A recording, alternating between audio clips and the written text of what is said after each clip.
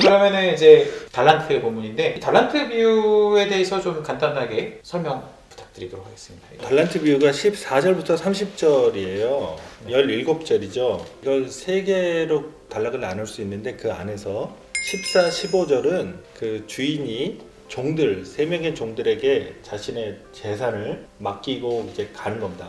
맡기는 것에 관한 게 딱 2절. 그 다음에 이 세 명이 반응하는 것, 3절입니다. 그 다음에 19절부터 30절까지 12절이에요. 이 절에서는 주인이 돌아와서 그 세 명의 종과 나눈 대화가 있습니다. 그러니까 앞에는 2절은 맡기는 것, 3절은 그 종들이 어떻게 반응했다는 건 보고입니다. 그런데 그 19절부터 30절까지는 이제 대화입니다. 길어요. 12절이나 돼요. 그러니까 2절, 3절, 그 다음에 12절. 중요성은 여기 이 대화에 있어요. 그 대화 중에서도 5달란트 받은 사람하고 2달란트 받은 사람의 대화보다는 1달란트 받은 사람이 24절부터 30절이에요. 그러니까 12절 중에 절반 이상이 1달란트 받은 사람과의 대화예요. 이 전체적으로 보면 이 1달란트 받은 사람과의 대화가 강조되어 있다. 그 대화 부분 19절 이하가 가장 핵심이고 그 중에서는 1달란트 받은 사람의 이야기가 중요한 포인트가 나온다. 그 중요한 포인트가 뭔지 되게 궁금하네요. 일단 먼저 달란트를 어떻게 보는 게 좋은가? 각자 생각하시는 건 어떤 번역이 좀 괜찮으신지. 비유에서 의도한 거는 실제로 화폐 단위로서의 달란트였다고 생각을 해요. 그러니까 그것을 뭐 재능으로 해석하든 어떤 다른 또 은유를 동원할 수는 있겠지만 비유에서 청중들에게 의도했던 거는 말 그대로 화폐 단위로 이해하는 게 가장 정석이 아닌가 생각이 됩니다. 교수님은? 재능은 디나미스예요. 탤런트가 아니고요. 제가 어릴 때 계몽사에서 나온 위인전기를 다 읽었습니다. 그 중에 이제 율리스 카이사르의 전기를 읽었는데 율리스 카이사르가 대대로 귀족 집안이죠. 진보적인 그 해적들한테 배 타고 가다 잡힙니다. 그 해적들이 이제 신문에 보니까 귀족이고 그러니까 카이사르의 몸값을 요구했던 게 2달란트예요. 근데 달란트가 한 30kg 정도 됩니다. 로마의 화폐 단위를 좀 보면 데나리온 있잖아요. 시골 노동자들 하루 일한 게 한 데나리온이거든요. 근데 한 달란트는 6천 데나리온입니다. 그러니까 이제 얼핏 잡으면 한 20년, 한 15년에서 20년 정도의 월급이에요. 그러니까 여기서 나오는 화폐 단위 달란트는 보통 사람은 본 적도 들은 적도 없는 돈이에요. 화폐 단위를 썼다는 것은 앞에서의 그 기름과는 조금 뉘앙스가 다른 것 같습니다. 앞에 기름이 교회적 용어 쪽에 가깝다면 이 탤런트는 경제적이고 세속적이고 세상살이와 관련된 것으로 이해하는 게 더 맞다. 진짜 궁금한 건데 종에게 이런 큰 돈을 맡길 수 있나요? 이건 비유니까요. 그래서 이 주인을 상당히 너그럽고 부유한 자로, 이건 하나님이죠, 예수님. 네. 그렇게 이해하는 거죠. 그러니까 종에게 이렇게 안 맡기죠. 예를 들어 만약 20년치 봉급이라고 하면 5달란트는 100년치 봉급을 준 거예요. 2달란트만 해도 40년치, 1달란트도 20년치 봉급을 맡기면서 관리 좀 해볼래? 이러고 떠난 거거든요. 그러니까 상당히 너그럽고 부유한 주인의 모습, 그게 이제 예수님이라는 거죠. 그 이제 말씀하신 대로 세속적인 언어를 쓰다 보니까 또 이제 이건 좀 평범한 시청자들을 위해 드리는 질문인데 그러다 보니 이 본문이 이제 공격의 빌미가 된 경우가 많이 있었죠. 좀 낡은 질문이지만 여전히 현장 목사님들이 잘 대답을 못하시는 질문이기도 해서 결론에 관한 문제입니다. 한 달란트 맡긴 자의 대화가 가장 의미가 있고 중요하다고 하셨는데 그거에 대한 주인의 처신의 문제, 그러니까 주인이 판결한 내용의 문제인 거죠. 한 달란트 맡긴 사람의 그 이야기를 들어봤을 때 그 사람이 도대체 뭘 잘못한 것이고 그거에 대한 개념도 잘 명확하게 잡히지 않고 그리고 왜 그거를 5달란트 가졌던 사람에게 주어야만 했느냐 이거에 대해서 좀 명쾌하게 혹은 설득력 있게 설명된 설교를 별로 들어보지 못한 것 같기는 해요. 아직까지도. 오히려 설교는 칭찬을 받은 5달란트,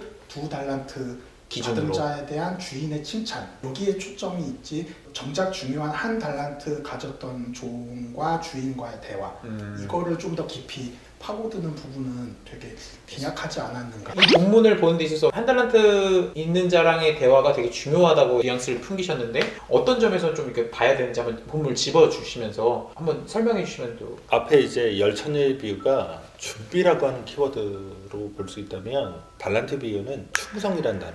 21절에서도 두 번이나 충성이 나오고 23절에서도 그 칭찬하면서 충성이에요. 그러니까 착하고 충성이지만 뒤에 가면 이제 또 충성만 나와요. 그러니까 충성이라는 단어가 4번 나오는데 이게 헬라어로 피스토스죠. 페이스풀, 믿음직하다, 성실하다 이런 거거든요. 근데 지금 한 달란트 받은 사람은 불성실한 거죠. 그냥 묻어버린 거잖아요. 그러면서 주인을 원망합니다. 심지어 25절에 보면 이 두려워하다라는 표현이 있어요. 그러니까 주인과의 어떤 심리적인 주인에 대한 오해가 있는 겁니다. 그 다음에 16절에서 5달란트 받은 자는 바로 가서 그것으로 장사하여 또 5달란트를 남기고 해요. 그 다음에 18절에서 1달란트 받은 자는 가서, 이 가서란 말이 16절에도 나오고 18절에도 나옵니다. 그러면 이제 같은 단어냐? 그리스어로 다릅니다. 앞에 있는 칭찬받는 두 종이 가는 거는 포류에마예요. 그러니까 이거는 그냥 가합니다. 고예요. 근데 이거는 아페르코마이예요. 18절에 나오는 건. 아페르코마이는 실은 대신 때리다 이런 얘기거든요. 그러니까 등 돌리는 거예요. 그러니까 여기서 완전 달라집니다. 주인에 대한 그런 이해와 주인에 대한 심리적인 태도, 주인에 대한 행동이 달라요. 그 다음에 장사하다라고 표현을 했는데 이게 조금 번역이 에르가조마이거든요. 그리스어로 에르곤이 일이잖아요. work. 그러니까 열심히 일해서 얻었다는 표현이지 이게 그냥 장사만이 아니에요. 아주 열심히 일해서 성실하게 일해서 뭔가를 얻었다, 벌었다라고 해야지 이게 장사라고만 하니까 다 뭔가 파는 것처럼, 그렇죠? 무슨 상점 뭐 나이키 대리점하고 무슨 스타벅스 연 것처럼 이렇게 생각하면 안 되고, 그러니까 지금 충성이란 성실성을 기반으로 한 겁니다. 주인이 맡겼는데 자기에게 무엇을 맡겼든지 간에 이 5달란트 맡은 자, 2달란트 맡은 자는 그 주인이 없는 상황이거든요. 아주 성실하게 삶을 살아낸 겁니다. 그 결과가 5달란트이고 2달란트여서 차등은 있을 수 있는데 주인은 그건 보지 않아요. 그 행동에 따라서 충성이란 단어로 칭찬을 해줘요. 그런데 이 1달란트 받은 종은 큰 돈이잖아요. 엄청나게 20년치 그거를 관리하라고 줬어도 주인을 오해하죠. 심지 않은 데서 거두고 해치지 않은 데서 모으는, 심지 않은 데서 거둔다는 건 자연 법칙을 완전히 무시하는 사람이다. 해친다는 게 이제 키지라는 거거든요. 곡식을 탈곡도 안 했는데 그걸 모은다? 이거는 경제적으로 이게 정신 빠진 거죠. 주인이 또라이다, 아주 그리고 냉혹한 사람으로 평가하는 겁니다. 그래서 또 두려워해요. 언제든지 이 사람은 냉혹하고 그 결과에 대해서 집착해서 자기를 추궁할 사람이니까 무서워합니다. 그래서 그걸 묻어요. 성실하지 않죠. 아무 활동도 없어요. 충성하지 않은 것, 성실하지 않은 것 때문에 이제 심판을 받는 거죠. 주인이 돌아왔을 때. 1달란트 받은 사람은 배신해서 갔다. 주인의 지침에 이탈이죠, 이탈해서 갔다. 예. 재밌는 게 5달란트, 2달란트에 대한 주인의 칭찬에서 단어가 좀 줄어요. 똑같지 않나요? 네, 달라요. 착하고 충성된이고 그 다음에 충성된일 거예요. 그래서 그걸 액수의 차이 때문에 그렇다는 설명을 X에서 사이. 여전히 좀 남는 질문은, 그러면 이제 주인의 판결에서 네. 그 1달란트가 왜 2달란트 가진 자도 아니고 5달란트 맡은 종에게 넘어갔느냐라는 질문은 아직 좀 남는 것 같거든요. 네. 아까 디나미스라고 했잖아요. 지능이 그 능력이거든요. 디나미스가 능력대로 줬다. 이걸 이제 잘 보시면 주인이 떠나면서 주거든요. 이걸 관리하고 활동하고 이걸 통해서 삶을 살아내는 거는 각각에 이제 맡겨진 겁니다. 어쩌면 그게 현재죠. 예수님은 하늘에 가셨고 지금 오늘 여기를 사는 건 우리잖아요. 각각의 신자들이 삶을 삽니다. 근데 어떤 세계관이냐면 그 재능대로 우리에게 뭔가 삶을 맡겨주셨다는 거예요. 달란트를 어떻게 이해하느냐, 아까 사명 감당으로 얘기했는데 삶 전체예요. 그러니까 어떤 사람은 키가 크고 어떤 사람은 키가 작고 얼굴이 잘생길 수도 있고 못생길 수도 있고 몸무게가 많이 나가고 적게 나갈 수도 있고, 아니면 어떤 사람은 스마트할 수 있고 어떤 사람은 뭐 충직할 수 있고 어떤 사람은 부모가 진짜 재벌일 수도 있고 어떤 사람은 신용불량자일 수도 있고 어떤 사람은 남성으로 태어나고 어떤 사람은 여성으로 태어나고, 이 세상 안에서 평등이라고 하는 것을 우리가 지향하잖아요. 뭐 공정, 평등을 지향하지만 그 반대는 실제로 그렇지 않기 때문에 평등을 지향하는 거거든요. 불평등은 존재해요. 태어나면서부터 모든 사람은 다릅니다. 그러니까 이제 그 분리라는 것이 이 세상 안에서 존재하죠. 디스크리미네이션, 차별이 아니라 디스팅션이 존재하는 겁니다. 구별이. 그러니까 차별은 안 됐는데 구분은 된다. 그 모든 거를 하나님이 우리에게 맡겨주신 거라는 거예요. 그 모든 조건을. 달란트가 그 모든 조건이라고 보시면 됩니다. 그러면 실제로는 좀 가혹한 얘기인데 수명도 달라요. 심지어 그 인생이라고 하는 시간마저 하나님이 주신 만큼 사는 거예요. 그러니까 하나님이 능력대로 주셨다는 거예요. 능력대로 주셨는데 그 주신 거를 5달란트는 그런 조건이 많은 거예요. 친구도 많고 뭐 친척도 잘 살고 자기 집안도 평안하고 그래서 뭐 자기가 펼칠 수 있는 것도 많을 수 있는 사람이 있는 반면에 상대적으로 그거보다 더 조금 못한 중산층의 가정도 있는 거고 심지어 1달란트면 그게 아닌 거죠. 되게 불우할 수도 있고 어려울 수도 있고 자기는 뭐 하나 단계 넘어가는 게 정말 버겁고 힘든 다른 애들은 그냥 쉽게 생각할 수 있는 꿈꿀 수 있는 거를 자기는 진짜 생존이 그냥 급급한 사람이 있는 겁니다. 예수가 우리를 사랑하신다 라고 할 때 부유한 사람은 그렇지. 그런데 그렇지 못한 사람도 존재하잖아요. 그러니까 하나님에 대한 시각, 예수에 대한 시각이 다른 거예요. 여기서 또 초점은 같은 주인을 보고 다른 시각을 갖고 다른 반응을 하고 있다는 거예요.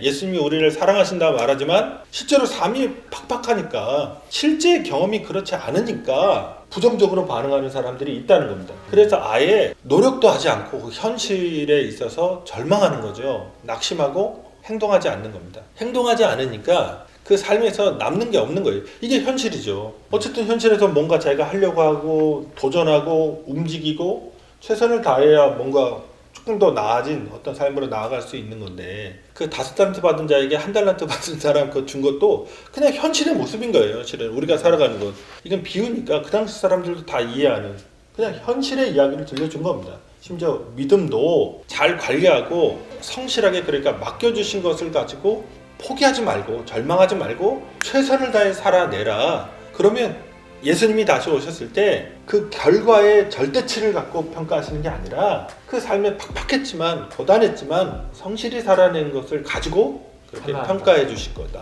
세상을 살아내는 조건이 다르다는 걸 이제 또 보여주시는 거죠. 같은 주인인데 그 능력대로 각각의 이제 예. 자기 능력대로 예. 맞춰서 주는데 세상을 살아가는 데 있어서 성실히 살아가고 포기하지 않게 예. 살아가는 것이 달란트 비율을 볼 때 좀 관심사로. 그래서 저는 이 본문 대할 때 종교개혁 초기부터 얘기했던 직업소명서를 많이 생각합니다. 제가 학교에서도 가르칠 때 얘기하는 건 의사와 교사 아니면 이런 근로자들의 임금이 다르거든요. 실은 직업의 차이가 사회적 신분의 차이고 많은 것을 이제 거기에 함축하고 있죠. 그렇지만 이제 개신교가 얘기한 것은 모든 것이 성직이라는 거잖아요. 그래서 모든 직업이 그런 차원에서 이 달란트 비유와 연동되죠. 그러니까 성실하게 이 세상에서 내게 주어진 삶을 살아내라.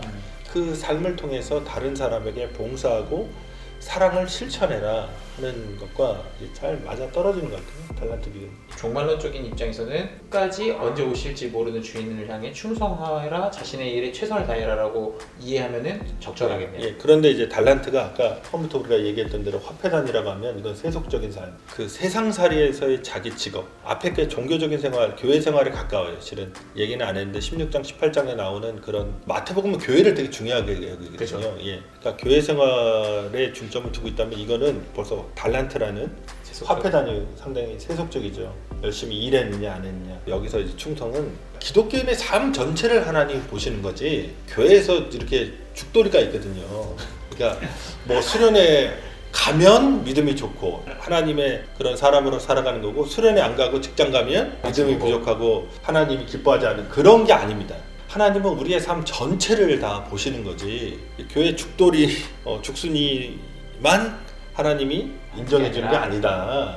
각자의 삶의 예. 상황을 예. 고려하신다. 예. 이 영상을 보는 청년들한테는 내가 수련을 안 가더라도 내 직업에서 최선을 다하고 하나님을 사랑하는 마음을 포기하지 않는다면은 나도 좋은 2달란트 받은 종이 될 수 있고 5달란트 받은 종이 될 수 있구나라고 생각할 수 있겠네요.